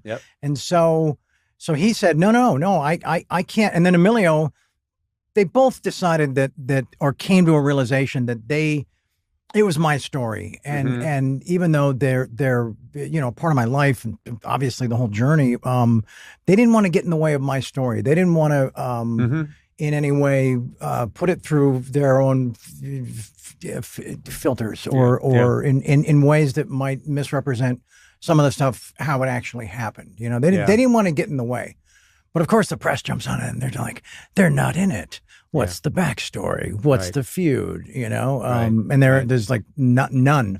Well, your dad has a very special place in my heart because early on, when I was doing my show in 93, 94, and people were saying, what is this? Who is this guy? This comedy is aggressively strange. We had a bit where it's very hard to explain, but it was stay in your seat theater where we would already funny. It's already funny. Well, we would have, we needed someone with gravitas who would, I think it was a medical drama, and we needed an actor a guest who would be the medical drama. But what happened is we had other actors with green screen sort of felt over their faces, moving to different positions. And then when their line came up, we would take someone from the audience, literally a person who had been waiting in line outside Rock Forest Center 20 minutes ago. Their face would suddenly be put on the actors' bodies. They're just sitting in their seat. Do you remember? I don't know if anyone has seen this, but they would project it. It's early, aggressively weird stuff. And your dad said he'd do it. And so, I mean, we never thought Martin Sheen would do this. And he'd be the superimposed face? No, he was the actual guy. He's Martin Sheen as the doctor. Got it. And then he'd turn to another doctor and go, what's the diagnosis? And there'd be just a body there with the green sock on. Right. And then someone from the audience who's just sitting in their seat, who's from the Bronx, their face would be there doing a scene, and we'd hold up a cue card and they'd say, 3 cc's of palahomosamazone. And your dad would go like, great. And then one more thing, I'm in love with you, and your dad just went for it. Did he commit to it, the whole thing? He didn't. Wow. I mean, of course he did. Wow. He committed to it 1,000%. That's amazing. And he was lovely to me, and we had a great conversation, and I've always just had I mean, who does that? Especially with his stature, this new guy? Something that's bound to fail, let's do it. Sign me up. Yeah, exactly. Yeah. So, I'm glad that you guys are, and you talk about this. I didn't realize that Emilio was the first choice that Oliver Stone wanted for Platoon. Interesting, right? Yeah. Interesting isn't the word. I know. It's bananas. Let's go with interesting. Interesting. Okay. Let's not use a fruit. But no, first of all, stuff between siblings and brothers especially, I think can be, and I shouldn't say that, sisters too, but stuff between brothers is extremely loaded. Then you're both saying, let's do this acting thing. Emilio's first having success. Then there's this, what turns out to be a very important film, very important big director. And Emilio's their first choice. He's going to do it. Right. And then something happens, the project gets delayed. And then they come around and they say, well, Charlie, Oliver wants to see you for it now. Yeah. How heavy is that? It's a trip. Emilio and I never had that moment where we sat down and processed it or even gave it it never existed between us that we felt that we needed to, because it wasn't like that didn't work out for him and then he did nothing. Yep. You know, Yep. he did a ton of cool shit and films that people are still talking about to this day, you know. Yep. He you know, I didn't mean to speak for him, but he told me that he didn't love the script. Mm-hmm. He didn't love the script. And then if you ever have him on, there's a story with him and Tom Cruise, like jogging on the beach. That's already a great image, isn't it? Slow motion, the whole thing. And they're talking about the script of Platoon. And they're kind of comparing notes. And Emilio's like, well, what about this thing? What about when he, you know, and then when the bunny character pees in the dead VC's face and calls him this thing, you know, and like, what about all that? And Tom's like, yeah, man, it's pretty gnarly. And so it, I don't. How about us losing the Vietnam War? That's a drag. That part. We should win it. Yeah. But so I don't think Emilio really felt like he missed out on a fantastic opportunity. Which is interesting until he saw it and was like, "Oh shit!" But I think he sees that it just would have been a slightly different film with him than it was with me, because I think that is the only part that we've ever. What's the cross swords on? No, that's not right. Well, what is the thing? It's the image in my head now. No diagram. Changing that. It's the only role that ever where your penis is touched. Where our penis is touched. Yes. I'm trying to help you. Am I helping? At the premiere. So what the hell? That's not in the doc, is it? Jesus. I wanted to save something good for this, you know? Sorry, Emilio. Now I've done it. We were never up for the same stuff. Well, this is another story that's fascinating. You say you give a verbal commitment or you sign a contract to do Grizzly 2 Revenge. Right. It was originally called Grizzly 2 The Predator. Just for any cinephiles out there that think I'm violating the true spirit of the Grizzly franchise. You know? I'm just going to tell you, I'm besmirching the great Matt Gorley Grizzly saw name. Grizzly 2 Revenge in the theater 75 times. I'll thank you to respect the sanctity of my favorite film series, regardless of whether you were in it. I'm out of here. I move to dismiss. Yeah. Motion denied.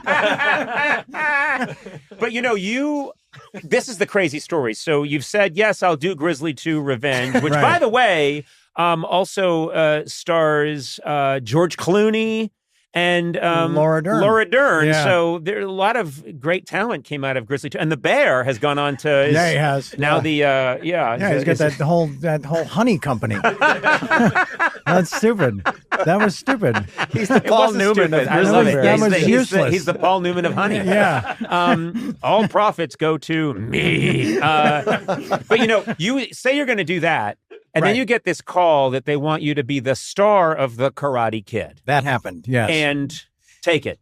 So I think it was on a Friday, and I went and I auditioned with Avildsen, correct? We have a research team here. Yeah, with John Avildsen. Yeah.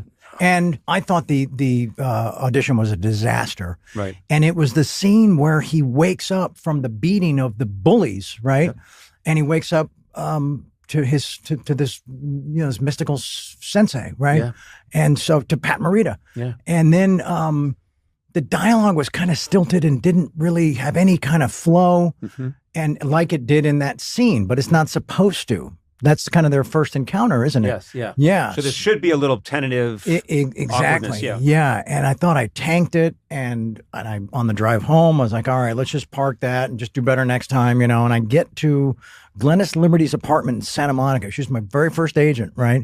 Who actually got her agent's license because I decided that I was going to become an actor. Wow. And she was a friend of my mom's, but she worked for Pollock and Redford, and she knew her way around. And so we would usually have like a chalk talk at the end of the day of auditions and stuff like that. And she was on the street looking for me, and I thought somebody had died. And I pull up and she runs right up to me and she's crying and babbling and just so excited. I couldn't believe it. And I'm like, slow down. What's going on? And she said, they need you in karate training on Monday. You got the part. Well, I'm like, well, hold on. Today's Friday. So, and she's like, yes, you're going to be the Karate Kid. It's like the biggest film in town, right? And I'm like, okay, but I have to, I got the thing with the bear. I got the Predator thing. And where is that shooting? That's shooting in Budapest? Budapest, yeah. And not like when it's cool to be in Budapest, you know? And so she said, well, I'm sure there's a way to get you out of that. And you know, what should I tell them? And I said, I just tell them that maybe if we could just have the weekend, you know? Mm-hmm.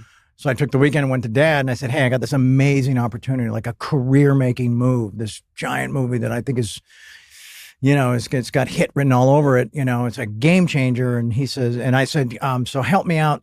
Give me like a cool way to get out of the grizzly thing. Mm-hmm. And he didn't even offer anything in that regard. He just said, well, so you gave them your word, right? And I'm like, the grizzly people. Yeah. I'm like, well, yeah, but it's the thing with the bear in Budapest. It's totally forgettable. Anyone can get eaten by a bear, Dad, right? And he's like, I've narrowly beat out a side of ham. Exactly.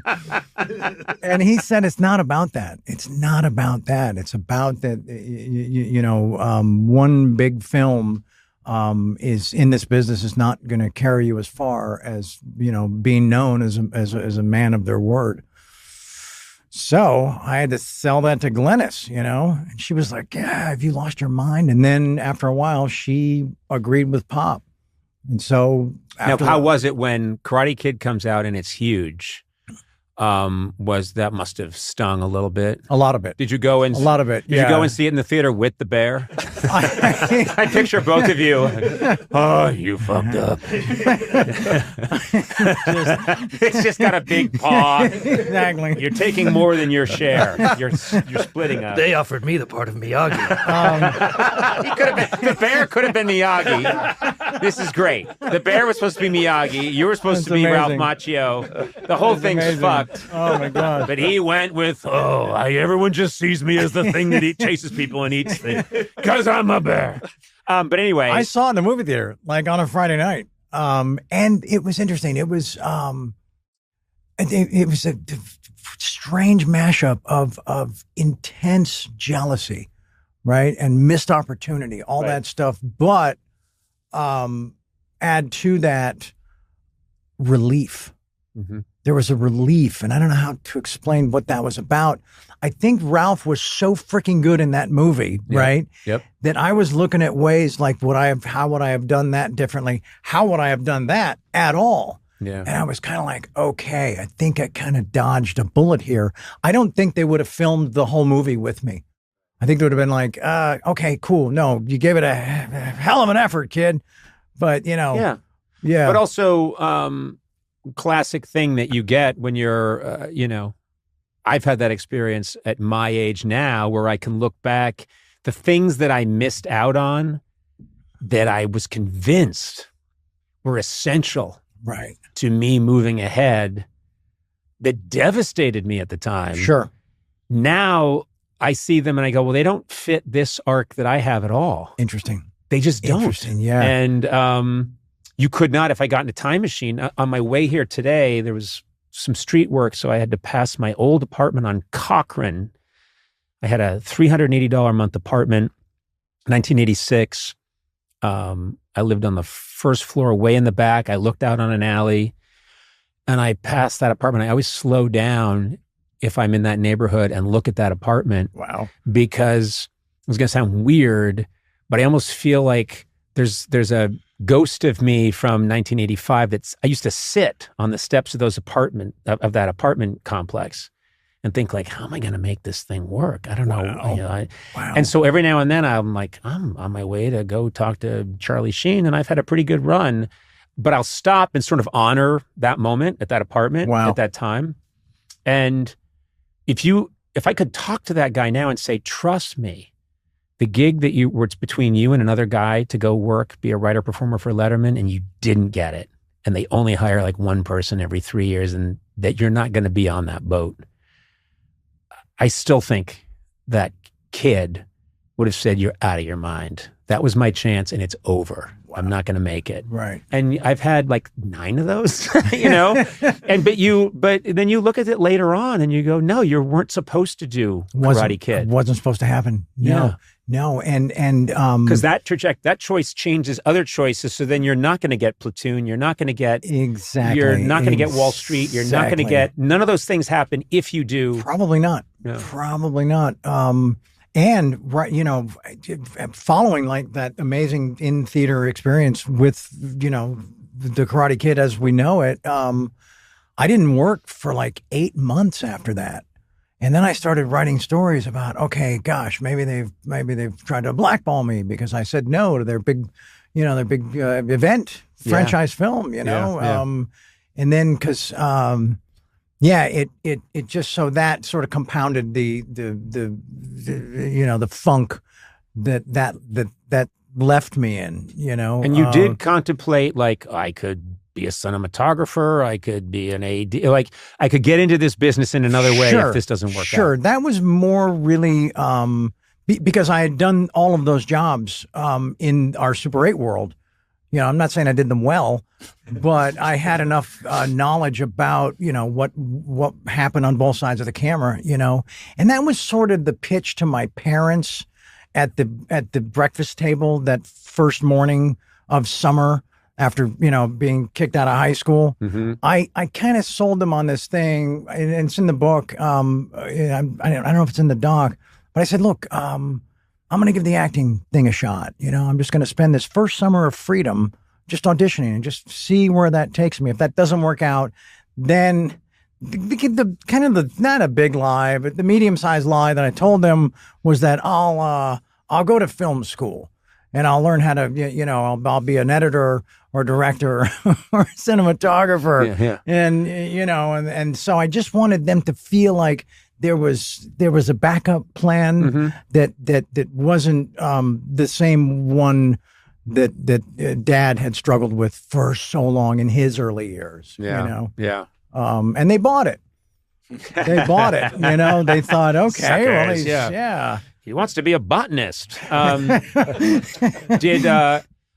also, and you talk about this, you had to sell your dad on changing your name. Yeah. Which was a moment. It was a moment, yeah. And I just, you know, your original name, Carlos Estevez, right? But Carlos had already been Charlie throughout childhood. Okay, because we had an uncle Carlos, Dad's brother, and so someone would yell, "Hey, Carlos!" and we'd both like come in the room, and that, you know, we had to put a stop to that, right? Yeah, there's only room for one Carlos. Yeah. and seniority rules in that moment. Yeah. Yes. So I became Charlie, and then I was Estevez all the way through high school. And then when I made the change, or when I decided to give this thing a shot, I sat with him and I said, I really want to use Sheen. It's got a bit of ring to it. You know, Emilio's already using Estevez.